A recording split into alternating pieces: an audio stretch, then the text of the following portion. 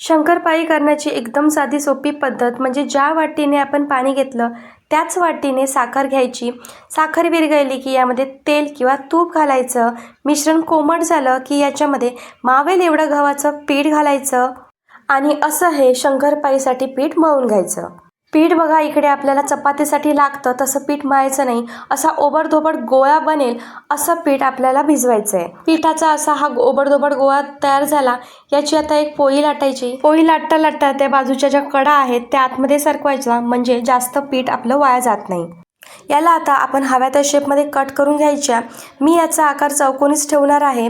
आता शंकरपाळ्या आपल्या तयार आहेत. या आता तळून घेऊया. तळताना कमी मध्यम गॅसवर या तळायच्या आणि मध्ये मध्ये या शंकरपाळ्या गोलाकार फिरवायच्या म्हणजे सर्व शंकरपाळ्यांना एकसारखा कलर येतो. तर बिस्किटांसारख्या खुसखुशीत अशा या शंकरपाळ्या आपल्या तयार झालेल्या आहेत. मग मैदा न वापरता अशा गव्हाच्या पिठाच्या शंकरपाळ्या तुम्ही पण या दिवाळीला नक्की ट्राय करून बघा. तर व्हिडिओ आवडला तर लाईक शेअर सबस्क्राईब.